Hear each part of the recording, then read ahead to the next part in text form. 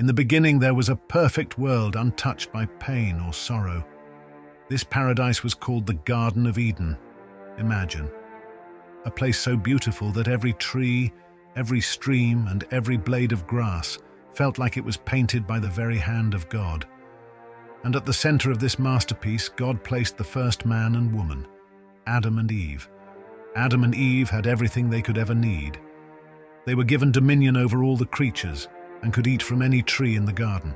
Well, almost any tree. You see, God gave them one rule, just one.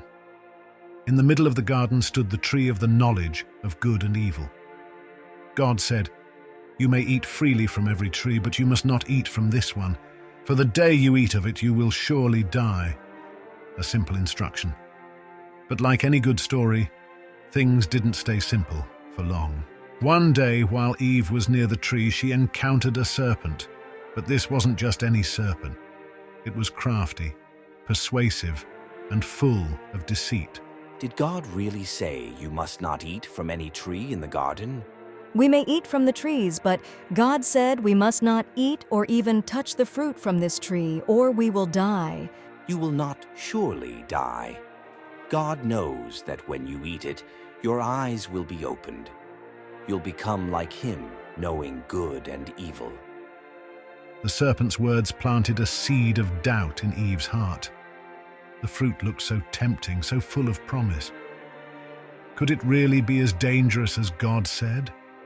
Or was it the key to something greater? And in that moment, everything changed. Their eyes were opened, just as the serpent had said.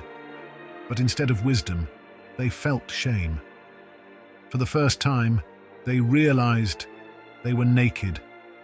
They hurried to sew fig leaves together to cover themselves, desperate to hide their guilt.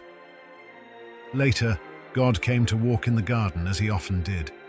But Adam and Eve, who once welcomed Him with joy, now hid in fear. Adam, where are you? I heard you and was afraid because I was naked, so I hid.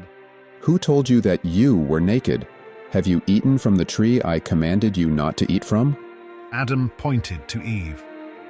Eve pointed to the serpent. But no excuse could undo what had been done. God pronounced the consequences of their choice. To the serpent, He declared that it would crawl on its belly and face enmity with humanity forever. To Eve, He said that childbirth would bring pain. And to Adam, He foretold a life of toil and hardship, working the ground for food. But perhaps the hardest consequence of all was this. Adam and Eve were banished from the Garden of Eden. The paradise they once called home was now out of reach. Yet even in their exile, God's love remained. He made clothes for them, covering their shame. And though they had chosen the path of disobedience, God's plan for redemption was already in motion.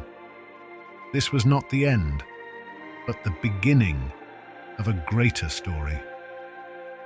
The story of Adam and Eve reminds us of the power of choices, the weight of consequences, and the unyielding grace of God.